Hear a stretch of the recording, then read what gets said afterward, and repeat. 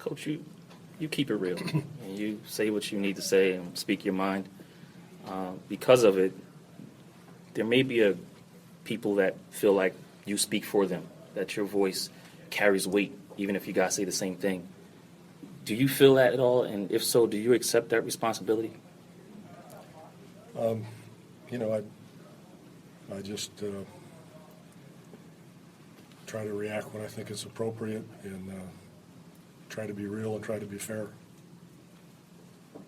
With that said, there are a lot of people right now that may not be feeling, good about certain events that happened this week.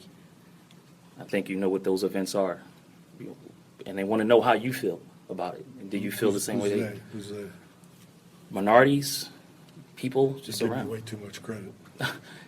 They care. I don't think my voice is that important, but It is. I've spoken on this before, and I probably will again, but right now I'm just trying to formulate thoughts. It's too early. I'm still sick to my stomach. And not basically because the Republicans won or anything, but the disgusting tenure and tone and all the comments that have been xenophobic, homophobic, racist, misogynistic.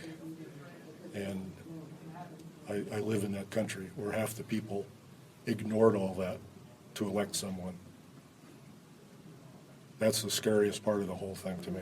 Got nothing to do with the environment and Obamacare and all the other stuff. We live in a country that ignored all those values that we would hold our kids accountable for.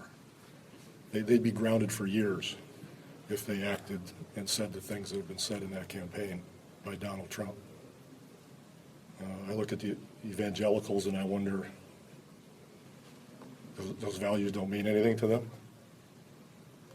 All those values, to me, are more important than anybody's skill in business or anything else, because it tells who we are and how we want to live and what kind of people we are. And that's why I have great respect for people like Lindsey Graham and John McCain, John Kasich, who I disagree with on a lot of political things, but they had enough fiber and respect for humanity and tolerance for all groups to say what they said about the man. And that's what worries me. I get it. Of course we want him to be successful. We're all going to say that. Everybody wants him to be successful. It's our country. We don't want it to go down the drain. But any reasonable person would come to that conclusion. But it does not take away the fact that he used that fear-mongering and all the comments, from day one, the race baiting with trying to make Barack Obama, our first black president, illegitimate.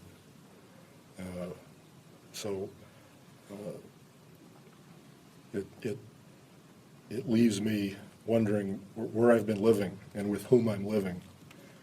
And the fact that people can just gloss that over and start talking about the transition team and, we're all going to be kumbaya now and try to make the country good without talking about any of those things.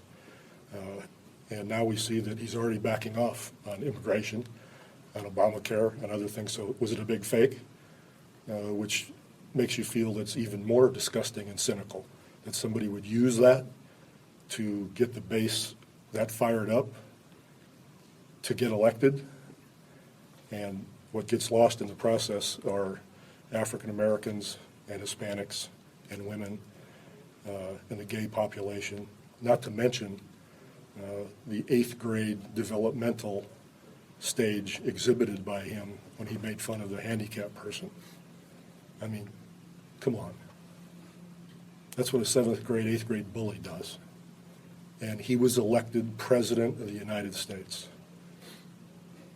We would have scolded our kids. We would have had discussions and talked until we were blue in the face trying to get them to understand these things. And he is in charge of our country. That's disgusting. I know personally. I'm not done. Sorry. And one could go on and on. I mean, we didn't make this stuff up. He's angry at the media because they reported what he said and how he acted. It's ironic to me. It just makes no sense. But So that's my real fear, and that's what gives me so much pause and makes me feel so badly that the country is willing to be that intolerant and not understand the empathy that's necessary to understand other group situations. You know, I'm a rich white guy, and I'm sick to my stomach thinking about it. I can't imagine being a Muslim right now, or a woman, or an African American, an Hispanic, a handicapped person, how disenfranchised they might feel. And for anyone in those groups that voted for him, it's just beyond my comprehension how they ignore all that. And so my final conclusion is, my big fear is we are Rome. HoopJab.